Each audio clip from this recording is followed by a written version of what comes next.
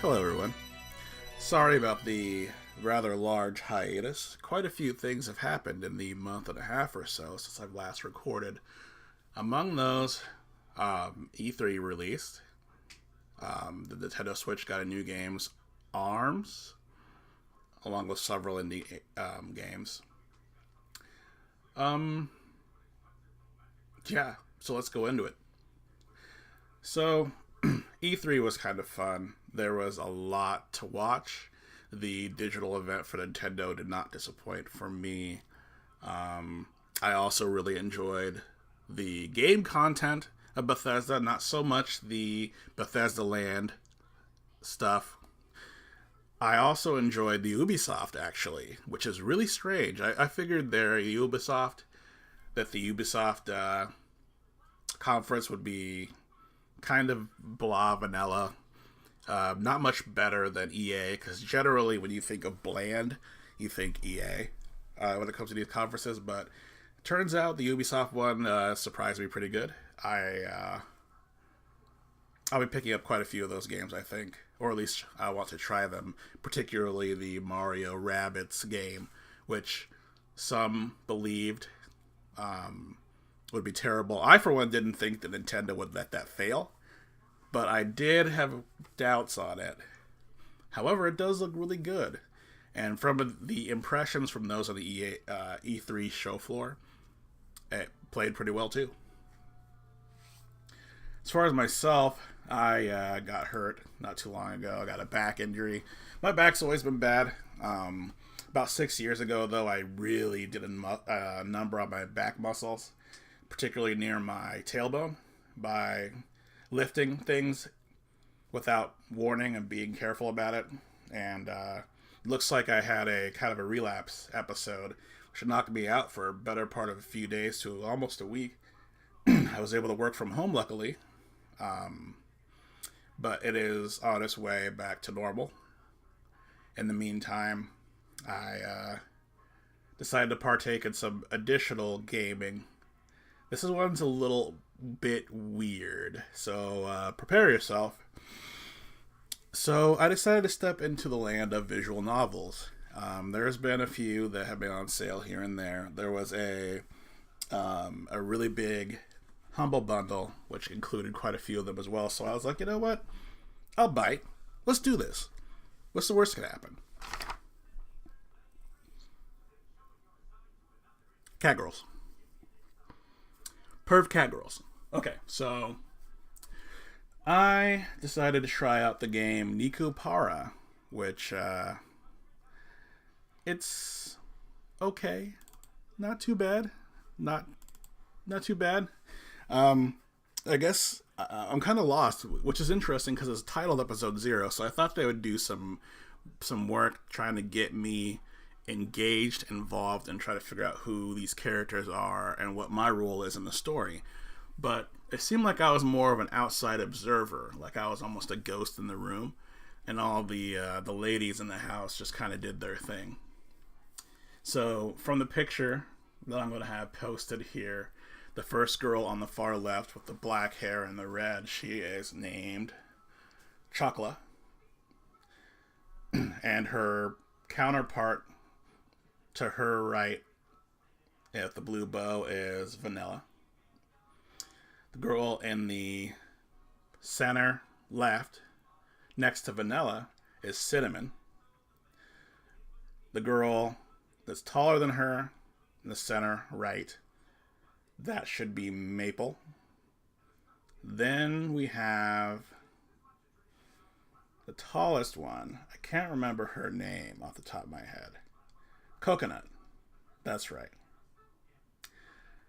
She's the one with the two different eyes. She is very sporty as well. And then you have finally Azuki, which I guess maybe that translates to some kind of food, but to me it just sounds like kind of like the odd man out. Then finally, I'm going to switch pictures here. That will be Shigure. So these are the characters who showed up in the first episode. Kind of go over a little bit on each one of them. Coconut seems inoffensive enough. I guess she's supposed to be Oh, not coconut. Sorry, I meant chocolate. Chocolate is inoffensive enough. She seems to be the normal every girl type character. She seems naive though.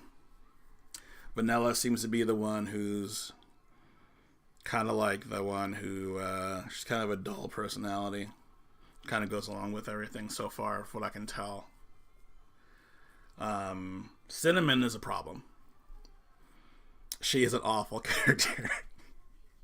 Her whole purpose in life is to, like, say perverted stuff, call attention to breasts, and generally be a pervert.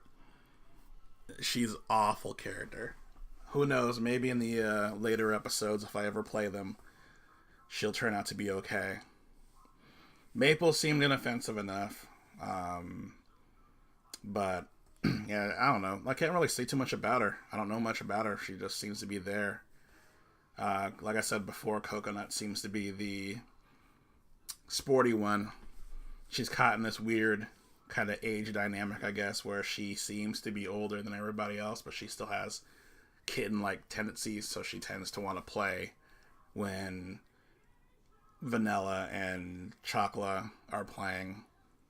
And then finally there is Azuki, who I think is the primary antagonist of the story when it comes to the cat girls. She seems to want to start fights out of nowhere.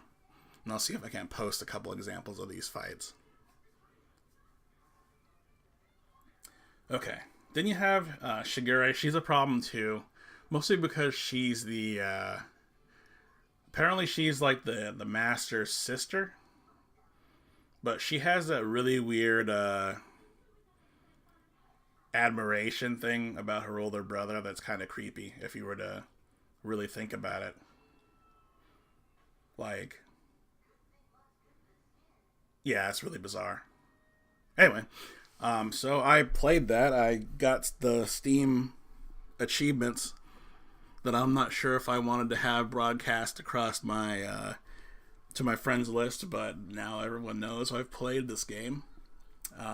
Generally what I think, it was okay. Like I said, I didn't mind it too much. I just really had a problem with Cinnamon and Shigure's weirdness. But Cinnamon, like I said, I just wish they'd give her something, some kind of depth. She's just terrible, like a terrible character right now. But like I said, I'm not entirely sure if I'm going to end up playing more into it. The bundle gave me, I think, another 2 of the games. And there were no choices in this game. So it's more like I was watching this stuff happen. I guess I can go back for the other achievements if I really wanted to. I'd play the game in Japanese and in Chinese.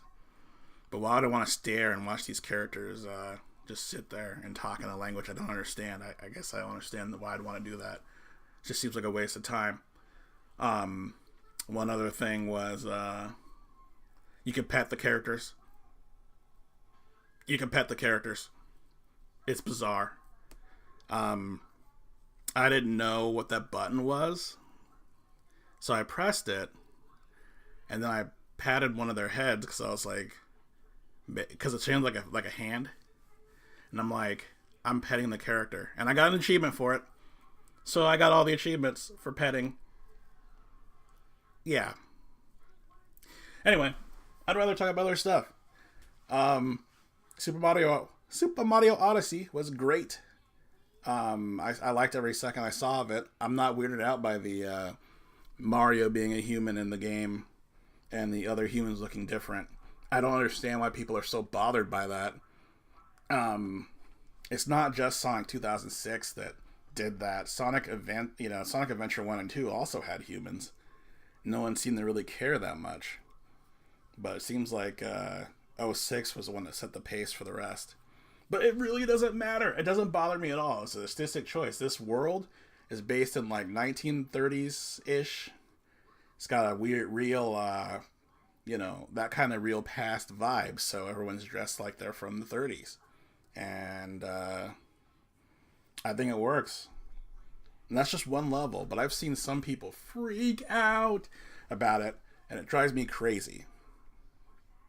Anyway, I think there's one other thing I wanted to mention from E3 Madness besides, why would I want to buy an Xbox One X if there's nothing really that big about it? It's a better Xbox One, sure. Runs things better, sure. Looks prettier, sure. But I don't have a better TV. None of the games are like specific to it. So I'd just be spending $500 to have things look better.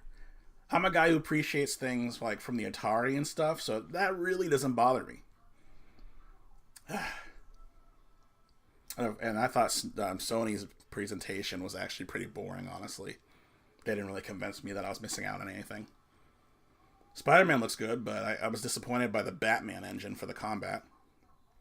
Oh yeah, Metroids. Double Metroid.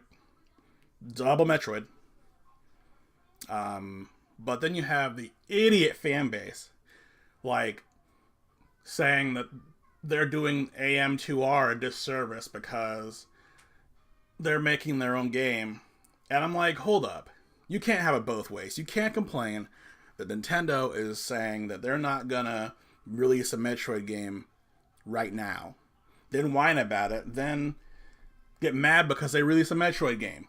But it doesn't look like my fan-made project. The fan one looks so good, it didn't look like that. Well, you're never guaranteed that. And honestly, if this was the reason why sales go down because a fan game caused people to get mad because it didn't look like the fan game, then I believe that Nintendo has every right to pursue every fan project for the end of time. Because this will be an example that shows exactly what happens when you have people make games and then it takes sales away from official products. And to make matters even worse, some of the more vocal ones aren't even listening to the actual creator of AM2R. The creators of AM2R are happy about the Metroid 2 remake. So, I guess you can't win for losing if you're Nintendo. Anyway. Honestly, that's about it. ARMS is not bad. I like it. I kind of wish single player had more to it, but I enjoy it. I want to play more. Anyway, that'll be it for this episode of Bat Bytes. I hope you guys enjoyed it. I'll be posting it in the near future, so look forward to that. And I want you to have another group chat soon. There is a couple episodes already that we're talking about we want to do, so look forward to that. Thanks. Have a good night.